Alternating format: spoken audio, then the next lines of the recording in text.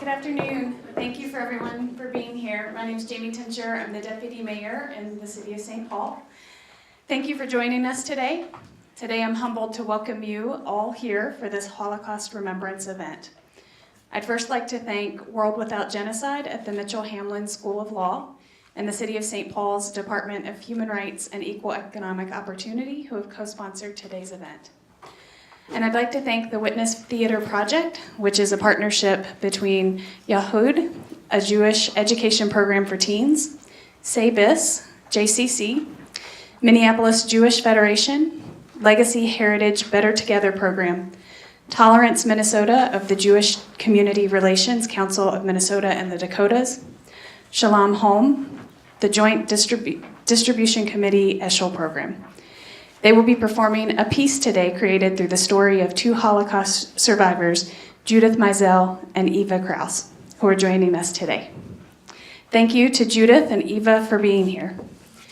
This year, as we mark 73 years since the end of World War II, and with it the end of the Holocaust, we gather today to honor the millions of lives we lost, to reflect on the tragic lessons this dark chapter of our history teaches us, and to join in a message of peace, unity, and the celebration of our diverse religions and cultures.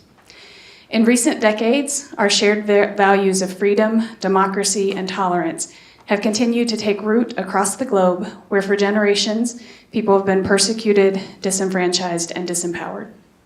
And while we've seen progress towards a global community based upon peace, unity, and the celebration of our diverse religions and cultures, all too often persecution and discrimination remain.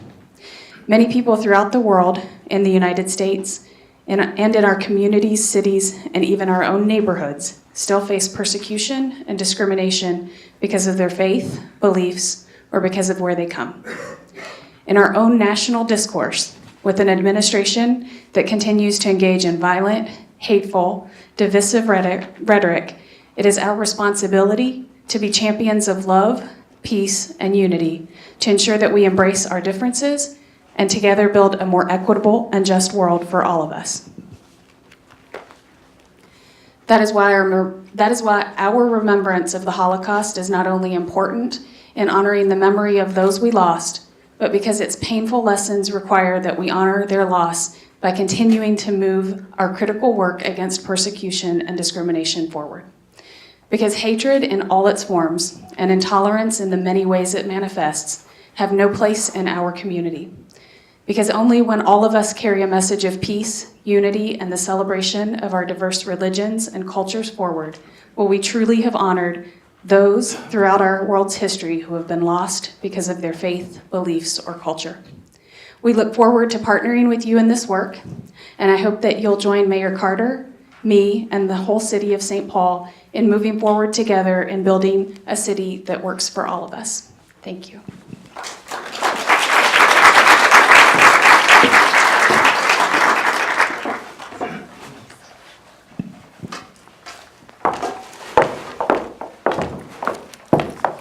Good afternoon, and thank you so much for inviting us all here today. My name is Amy Weiss, and I'm the program director for Yachad. Yachad is a Jewish education program for teens in Minneapolis that engages, inspires, and educates teens along their Jewish journeys in order to create future leaders who possess confidence, enthusiasm, and curiosity about Jewish life and living. And my name is Dr. Ruth Hornstein. I'm a clinical psychologist in Minneapolis and the program director of Witness Theater. I'm also a child of Holocaust survivors. We want to say a huge thank you to the City of St. Paul for inviting us here today to be a part of their annual Holocaust Day of Remembrance. We're truly honored to be here and to share the amazing work of Witness Theater and the teens and the survivors with all of you. Thank you to Jesse Kingston of the Department of Human Rights and Equal Economic Opportunity and to World Without Genocide for coordinating. And thank you to Deputy Mayor Jamie Tincher for hosting us as well.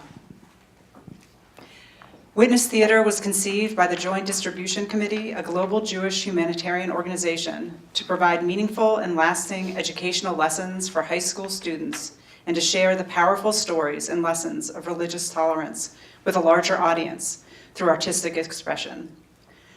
When we learned about this program, we knew we had to bring it to Minneapolis. Our teens are the last young people who are able to hear and embrace these stories directly from survivors.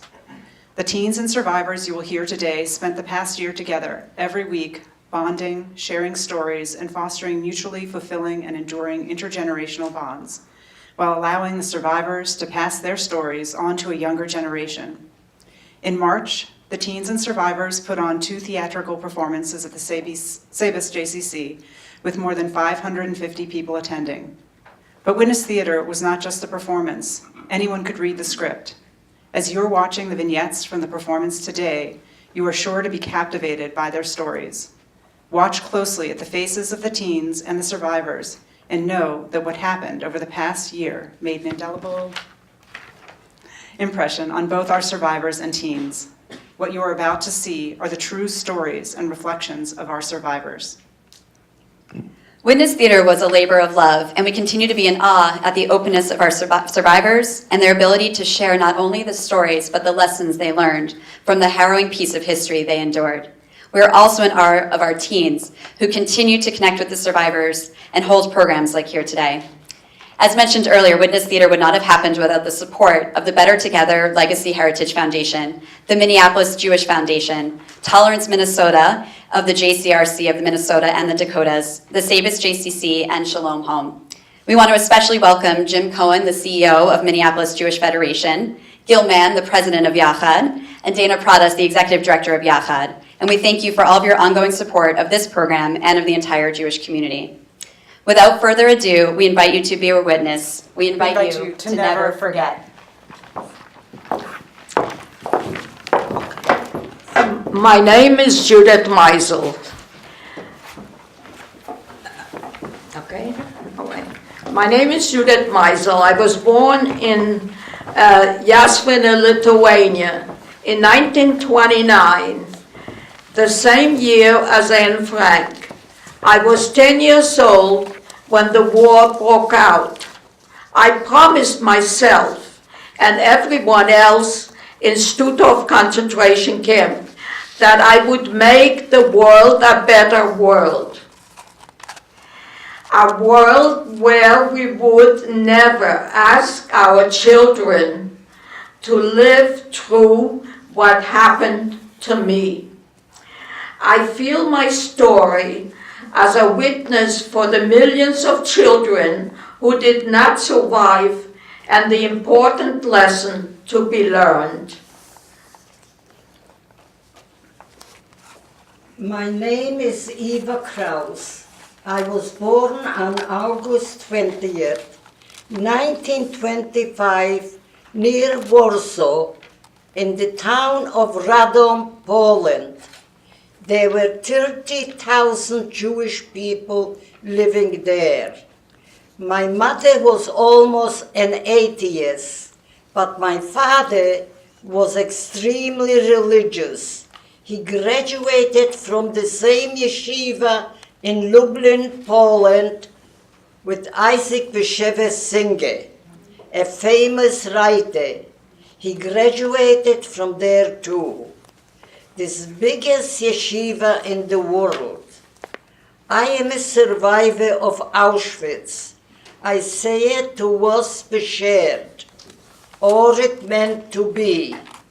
I still have my number here.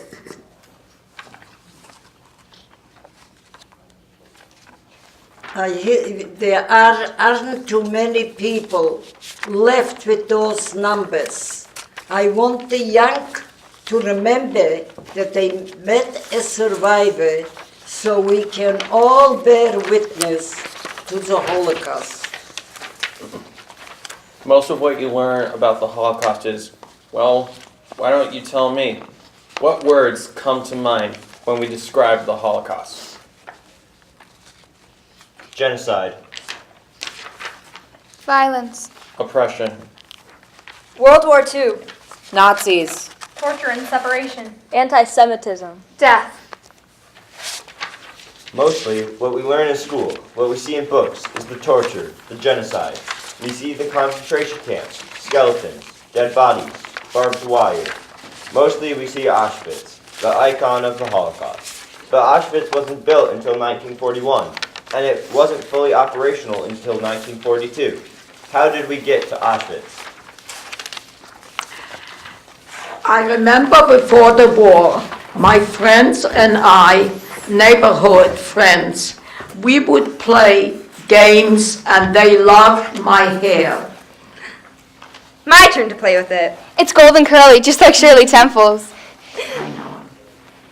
The Holocaust was the result of an extreme hatred, a hatred developed through complex incompatibility ways. The hatred to be executed, it had to be believed, and to be believed, it had to be taught.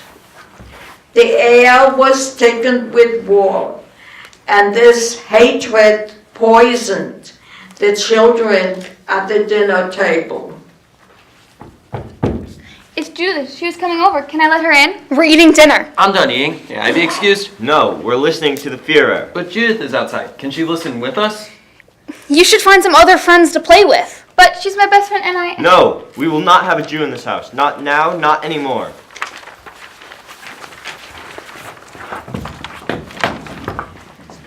The dinner table hatred is what transformed neighbors and once best friends into the enemies.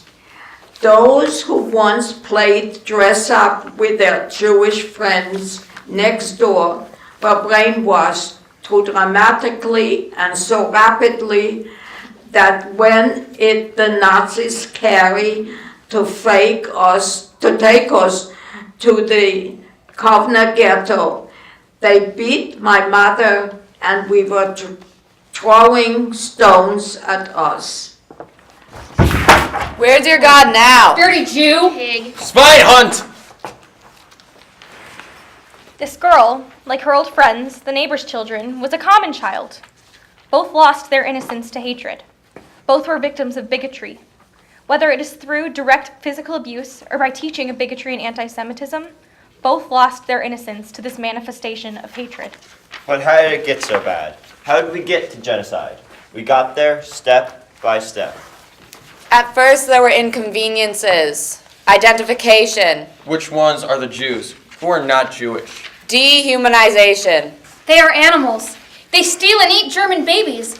They're not even legally human. They're not as good as the German people. Separation. Jews should be put into ghettos until they can be dealt with. When you see pictures like that, with all those bodies, you say, oh, 6 million Jews killed in the Holocaust. But that's just a bizarre number. I once tried counting the 6 million. 100,000. 100,001! 100,002. 100,003. 100,004! 100,005. Only 5,899,995 to go. You just can't do it. It would take forever. The number 6 million is just so unfathomable that when you say 6 million Jews, you don't really get a sense of how many it actually is. But every single one of those numbers in that 6 million is a person. 100,009. 100,010.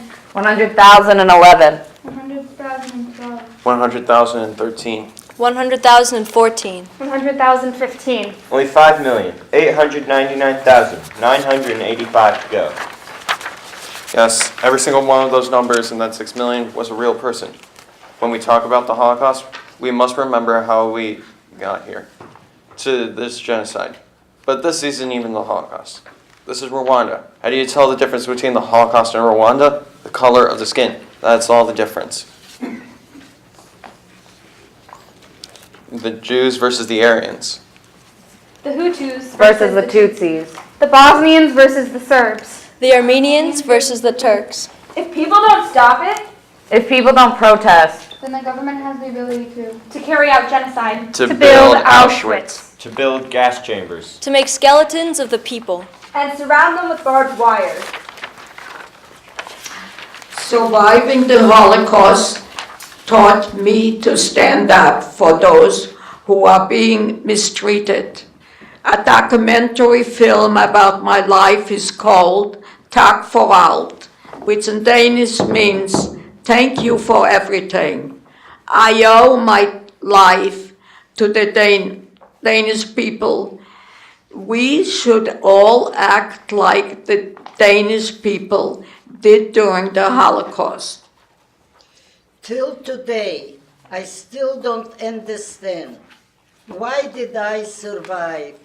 God spared me so I can tell the story of what we went through. During the time, I thought each day was my last, and here I am, surrounded by smart and beautiful children and grandchildren and great-grandchildren. And I am looking to the beautiful children here, what happened to us. I only pray to God that never, never again, it should never again happen to young Jewish children what happened to me. I hope that the world should never forget, because I will always remember. You now are all witnesses, and we must keep those stories alive. We are here and we will never forget.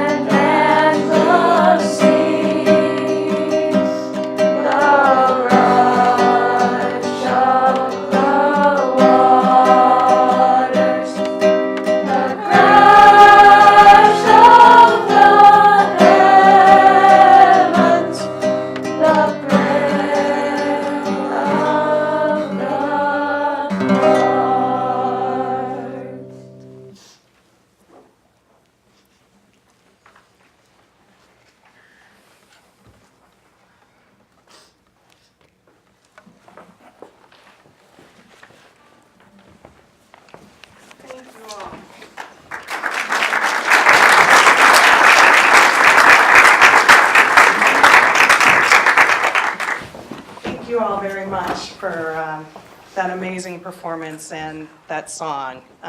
Just gonna move the chair.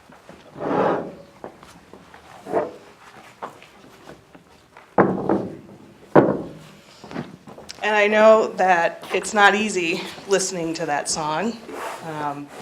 This is a program that has been near and dear to my heart for many years. I've shared in the past that my partner's parents are Holocaust survivors, both from Germany. And a couple of years ago, I had the honor of participating in the March of the Living at Auschwitz. And this song was sung during that program. And I was in a further back portion of Auschwitz, over by a body of water where a lot of bodies had been put because they were trying to exterminate a number of people. And it is very hard to remember, and we heard it today, that when we say 6 million people, we're talking about 6 million individuals. And that was 6 million Jews, and there were millions more who perished during this horrendous act. And so thank you both very much for being here to share your story and for allowing the teens and all of us to learn from you and to hear. And so thank you very much. I do have some questions because we would like to hear a little bit more about your life, your story, what we can learn and how we move forward. And so I'm wondering if you would be willing to share a little bit about what your life was like before this started. What would be like before? What? Your life before the war. Before the war. I was born in Lithuania, in a little town, and like Anatevka, did you go to the Fiddler on the Roof? It was something a little bit. My father was very involved with the community. We were about the wealthiest there. There was nobody wealthy or anything. And I lived on a farm with the other Jewish children, but there was no one left. They came in and they killed all of them. They had to get their own everything in there, and that's what they are. Then I went to visit them. My big thing was that I would survive.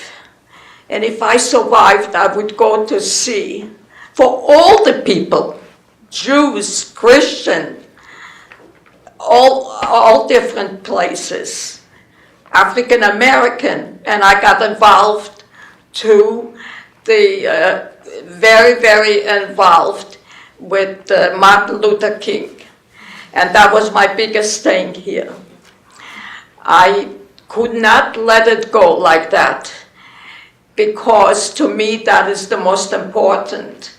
There isn't a single, to me, a human being that a Jew is better than the Christian or anyone else, as long as we can wish to be there for each other, but not say, my religion is more important than you. Therefore, I can do anything I want with you. So this was my growing up all along. Eva, will you? I feel wonderful being surrounded by the young children here. What can I tell you? It's very good for my heart to looking for those beautiful children. And I was your age when I went into the concentration camp to Auschwitz. When Germans invaded Poland in 1939, I was only 14 years old. And I was a youngster. I was going to school, and I was going to a Hebrew school after I went to my public school. And I was playing with children. I had a wonderful time. And whoever believed what happened to the Jewish people in Poland, up to today, I will never forget. And I hope that the world should never forget, because I will always remember. Thank you. Judy, yes. Can I add a little bit? Absolutely, please do. To me, the most important thing is what it is like, is what I can't go back to my mother who was killed in the concentration camp. First of all, I did not have a number. I had it on my back and front. the ones they didn't give, they killed all those people they were put it in, but there was so much done that time that they could not get enough all the big things to kill them. They would put them in and kill them that way. To me, that was the most horrible things that I had there. But I had in Stutthof and in the ghetto and everything. But what to me is the most important thing, I tell to the students, to the students is they have to know that there's their future. I'm going to be 90, and I want to tell you something. That's their future, and to make it really to find out what they can register to go and see that this doesn't happen, who they are going to bring in here, as I was in here at that. It's not to say that we can't do that here. We can do that here a lot more by being respectful of each other and making the best of all the things that you can do. Thank you. And I want to thank you for coming out and listening to us, because you will be our witness. Elie Wiesel taught me that. When I go out to speak, he was a close friend. He always would say to me, Judy, make sure that you tell them that they are now witnesses, whether they like it or not. Thank you. I myself believe in the Jewish saying we have, say, be shared. That means it meant to be. I'll never forget when the Germans occupied Poland and we all was forced to move into a ghetto.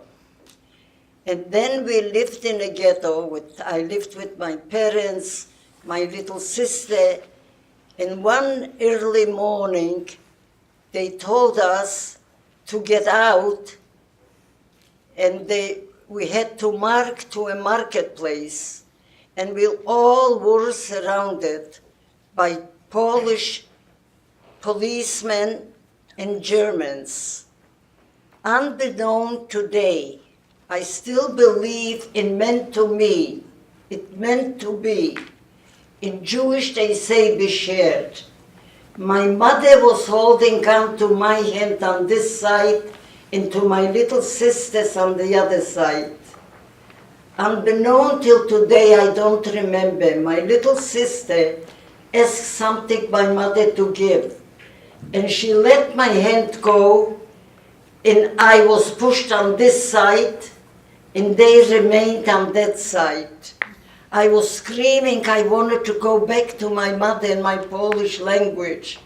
And the people pushed me in further, you little snob, be quiet. They hold my mouth because they were afraid I'll draw attention to the Germans and they will start shooting us. Unbeknown till today, I don't know, I believe, of course I believe in God, but also in Jewish Besher. They went to the crematorium, right to the death, and I survived in the ghetto, left alone.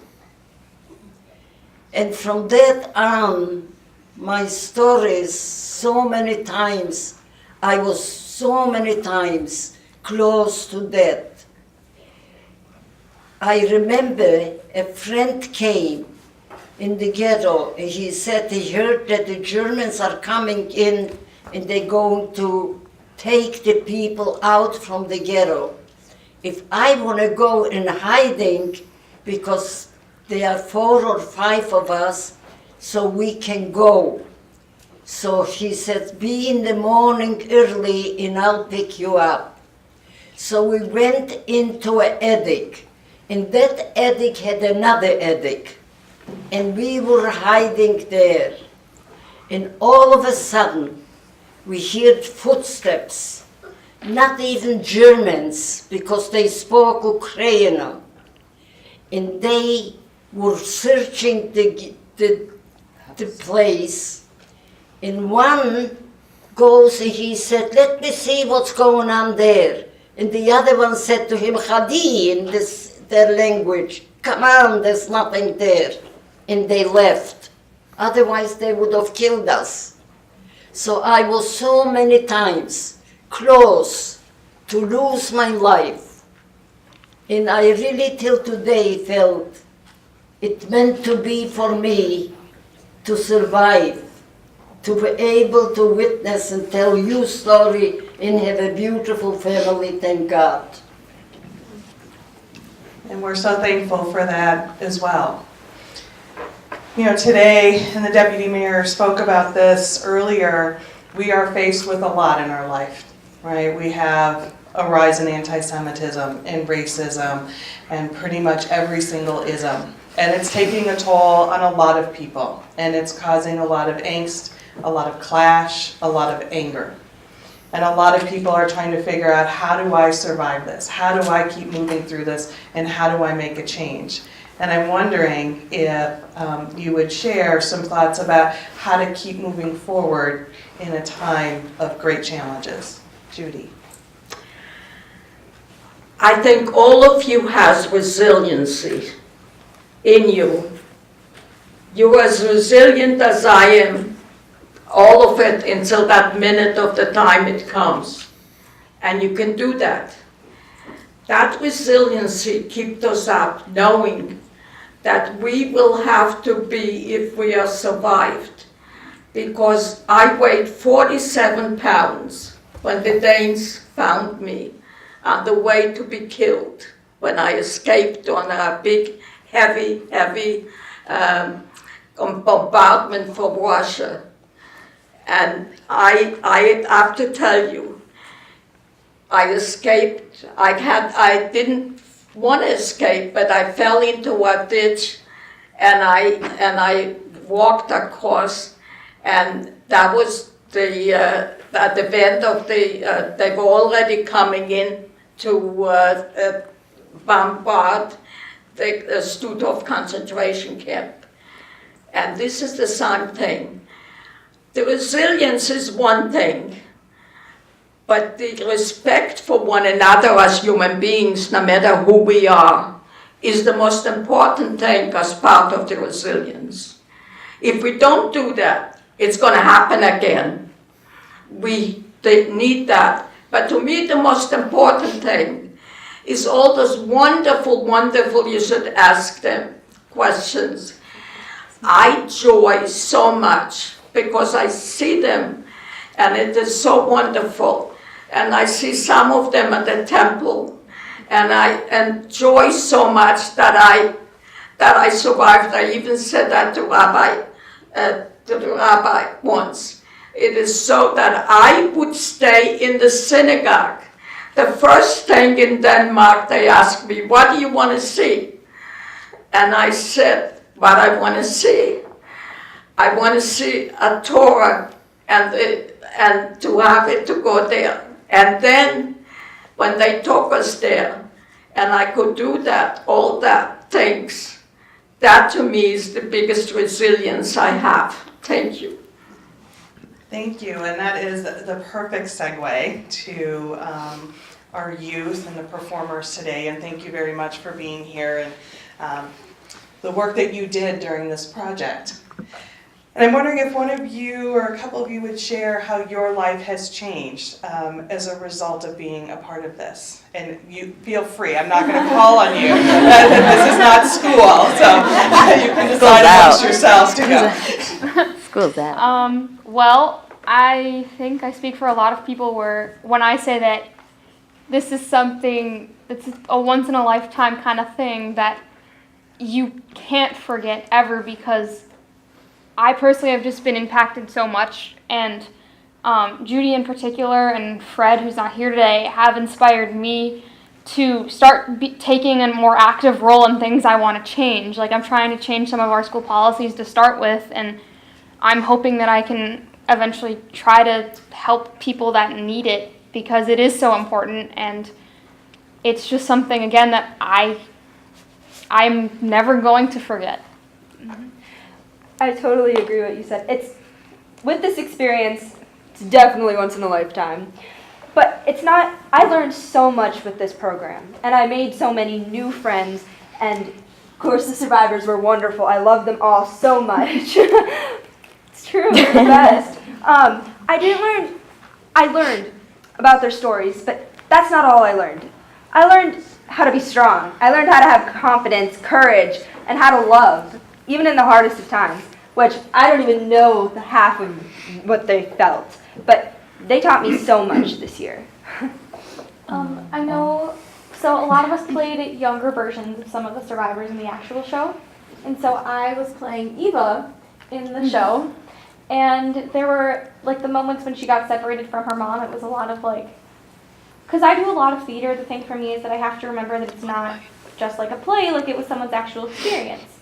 And so I kind of learned to, like, separate the acting part of myself from, like, actually, like, connecting to people. And that, I think that helped me a lot with the connections to the survivors. And I mean, they're all wonderful people. Like, I've learned so much from them. And stuff like that. And the other thing is, like, we see people every day, and, like, we don't know what their stories are. And so that was kind of my thing where, like, I walk by someone gives me a dirty look, but I don't know what happened in their life that day that made them give me a dirty look. So therefore it was kind of like you have to take everything with a grain of salt a little bit, and you have to be able to be like, you have to be able to say, like, you don't know what's going on in other people's lives, and that, like, you have no idea. So this clearly has a huge impact on all of us. And in my school, we read the book Night by Elie Wiesel. And also in world history, we learned a lot about World War II and the stuff that happened in it. And so I really wanted to make the kids in my grade and upperclassmen be able to have a deeper connection to all of it, because it sounds terrible, but I have some other Jewish friends that weren't a part of this.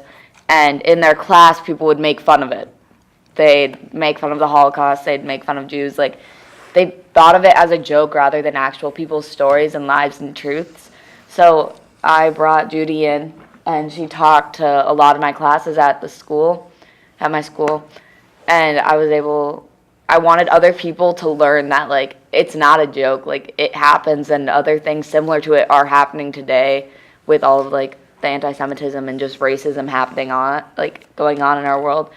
So this program kind of made me want to be able to help other people truly understand what happened and learn that it's not a joke. So I was able to bring Judy in, and a lot of other people were able to hear it. Even one of my cousins was sitting in the class, and, like, he comes up to me and he goes, he's Jewish, and he goes, this was amazing. Like, he even went deeper into the connection with it, and he was already Jewish, so he had a connection with it, but it just opened their mind. What were the people's responses after Judy was there? The people that made fun or weren't taking the reality of what happened as something serious. So after Judy came and spoke, did you get any response after that? Do you feel like that made a difference? It did. Another girl who was a part of this program, her name's Abby, they were in her class, one of them, and I went and sat in every time Judy spoke because, like, just wanted to be there, see how people reacted, especially knowing people were making fun of it. And I immediately look up in the corner in the back of, like, the forum room, that's what it's called, and it has stadium seating so everyone can, like, see. And I find them, the people, because I knew the people that were making fun of it, and all of them just shut up. And I saw half of them crying. And these are, like, the type of people, they think they're higher than everyone at school, classic high school stuff. And all of them just, like, shut up, and even some of them went up and thanked Judy for coming and speaking. And at the end of every time I was there, they would hug her, thank her. People had to write apology notes to Abby, who was a part of this program. The teacher made them write apology notes to her, and they all handed them to her, as well as my class. We all wrote thank you notes to Judy herself, and a few other classes, I think, did it too. They wrote thank you notes saying how much they appreciated Judy coming in and sharing her story. So it definitely changed, and more people finally understand, like, this is a serious thing and, like, similar things are happening today. So it kind of made people grow up a little. In my life, my family comes from Russia, and so we have lots of people who survived the Holocaust and lots of people who didn't. And growing up, I always heard stories about the people who didn't survive, and my great-grandparents, I never got to meet them because they died before I was born. But I'd heard stories, I heard about what they did in the Holocaust. For example, I have a great-grandma. She was in the Leningrad blockade, and her job, she was 16, was to go up onto the roof and throw bombs off before they could explode to save everyone who lived in that building. And she did survive, but I didn't really get to spend any time with her. And hearing all these stories, I always felt so powerless. Like, what can I do? You know, I can't talk to these people anymore. I could never meet them. And I was stuck here in the modern world, unable really to connect more than what my parents, my grandparents would tell me. And it reminded me of a quote by Abraham Joshua Heschel, who was a Jewish scholar. He said, "Sometimes you have to pray with your feet." And that kept on, it was in my head for so long. And I realized that being in witness theater was praying with my feet. Because I could never talk to them. I could never meet my grandparents, the people that died. But here, I can spread the story. I can share their history, their legacy. And that's really what changed it for me, that I felt like I was able to do something.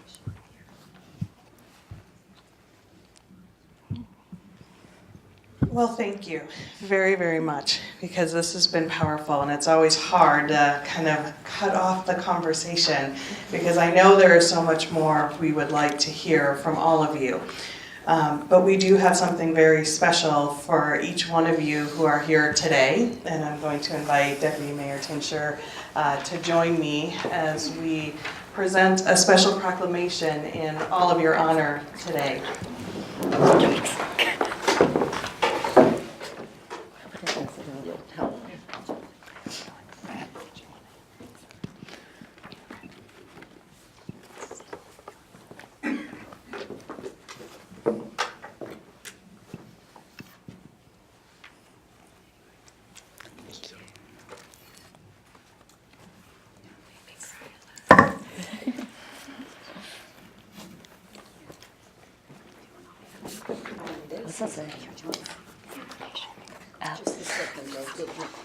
Whereas Holocaust survivors Eva Kraus and Judith Meisel have rebuilt their lives after great trauma and bravely share their stories so that no one forgets the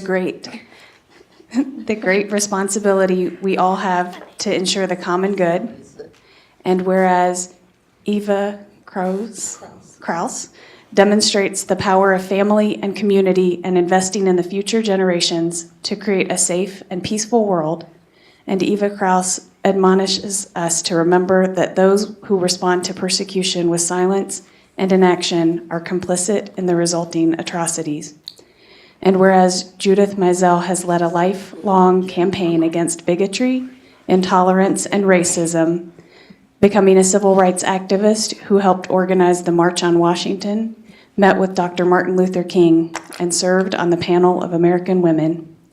And whereas both Eva Kraus and Judith Meisel are investing in young people to shape the next generation of leaders and foster religious tolerance in many ways, including through their participation in Yahad and the Witness Theater Project. And whereas survivors and participants in Yahad, a Jewish education program for teens, took part in a year-long program through the Witness Theater Project, which fostered intergenerational bonds between teens and survivors. It allowed the survivors to pass their stories on to a younger generation, provided meaningful and lasting educational lessons for high school students, and culminated in a public performance highlighting the powerful stories and lessons of religious tolerance through artistic expression. And Yahad participants Allison Flynn, Carly Joseph, Kalman Greenberger, Dylan Eubanks, Katie Sandler, Julia Salida, Abby Anderson, Olivia Kaplan, Elise Long, and Nika Hahn inspire us with their openness, enthusiasm, and respect for these survivors. No. And whereas the bright thread that connects our elders and youth allows us as a people to continue to move forward, guided by the lessons of the past and with optimism for the future, we will remain vigilant against hatred, persecution, and tyranny, and will provide sanctuary to those fleeing persecution today. And whereas we observe Yom HaShoah, Holocaust Day of Remembrance, in memory of the victims of the Holocaust and in honor of the survivors, as well as the rescuers and liberators.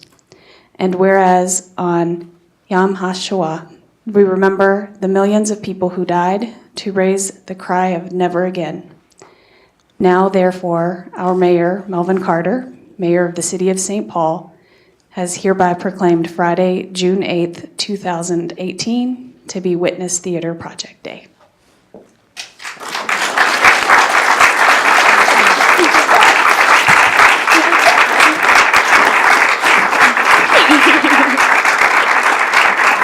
I want to add one thing. There are two ladies here sitting. They are responsible of all the things that the last 2 years that I was involved with them I learned so much, and they were so wonderful. I want you to stand up, and so we can applaud you.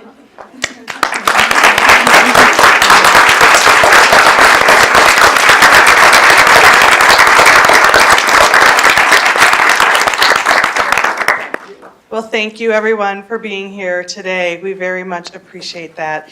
And we now conclude our program. Thank you.